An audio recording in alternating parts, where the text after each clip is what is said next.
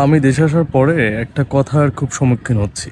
বিশ্বাস করতে পারবেন না, অনেক যেখানেই যাই বিএনপির অনেকেই বলতেছে, জামাতের অনেকেই বলতেছে, যারা কর্মী লেভেলের না, যারা ভোটার লেভেলে, যারা বিএনপিকে নির্বাচন আসলে ভোট দিবে এবং জামাত ইসলামকে নির্বাচন আসলে ভোট দিবে, তারা একটা কথা বলতেছে যে আওয়ামী লীগ যেটা করছে বিএনপি সেটা করতেছে। কি? যে আওয়ামী লীগ যেমন মিথ্যা মামলা দিছে, বিএনপি মিথ্যা মামলা দিচ্ছে, হয়রানি করতেছে, এইটা করতেছে, ওইটা করতেছে, অনেক অভিযোগ।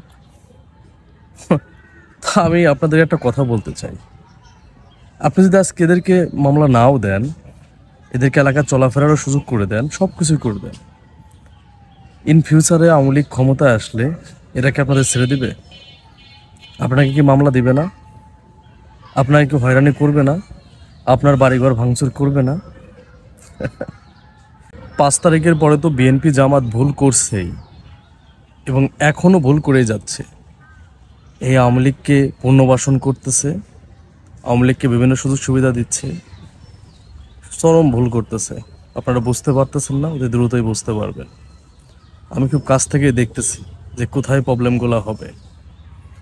আপনাদেরকে বলি, 1 থেকে 6 সালে বিএনপি যারা মামলা খাইছে অনেকেই, তারা 1 থেকে 6 সালের ক্ষমতাও কিন্তু ক্ষমতা স্বাদ গ্রহণ করে নাই।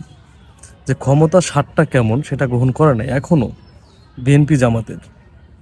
তারপরেও শত শত মামলা, হামলা, বাড়িঘরে থাকতে পারে নাই। এই ছাত্রদল করছে বিধায় চাকরি হয় নাই, জামাত শিবির করছে বিধায় চাকরি হয় না, অনেক মেধাবী কিছু করতে পারে নাই জীবনে। এটা কিন্তু আওয়ামী লীগই ঘটাইছে। আর আজকে আপনারা বলতেছেন যে আওয়ামী লীগ যেমন পালাইছে বিএনপি ভাবে পালাবে।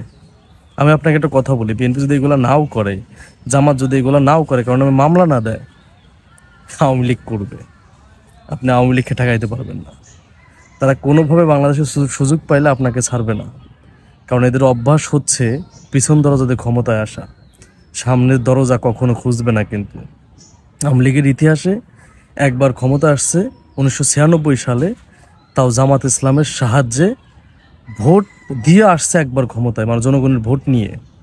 সেটা জামাত ইসলাম ছিল এই জন্য। তাছাড়া আওয়ামী লীগ একবারও কিন্তু ওই জনগণের ভোটে নির্বাচিত হয় নাই।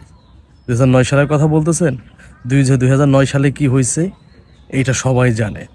একটু খোঁজ নিয়ে দেখবেন, তলে হাত দিলে আসল তথ্যগুলো বের হবে। আমরা এইসব কথা বলতে চাই না, ঠিক আছে? আমরা এইসব কথা বলতে চাই না। তো আপনারা যারা অতি আবেগ নিয়ে কথাগুলো বলতেছেন, ভাই প্লিজ ঘুম থেকে ওঠেন। আপনি আওয়ামী লীগকে কিছু না বললেও আওয়ামী লীগ আপনাকে ছাড়বে না। আপনি আওয়ামী লীগকে জামায়াতর করলেও এই আওয়ামী লীগ সুযোগ পাইলে আপনাকে ছাড়বে না। একটা কথা বলে দিলাম, সেসব স্বজন প্রীতি ছাড়েন, আওয়ামী লীগ প্রীতি ছাড়েন যদি বাঁচতে চান। একটা কথা বললাম, 32 নম্বর জ্বালাইছেন না, 32 নম্বর জ্বালান নাই, বঙ্গবন্ধুর মূর্তি ভাঙেন নাই, ছাড়বো না। বলে দিলাম একটা কথা, স্বজন প্রীতি ছাড়েন।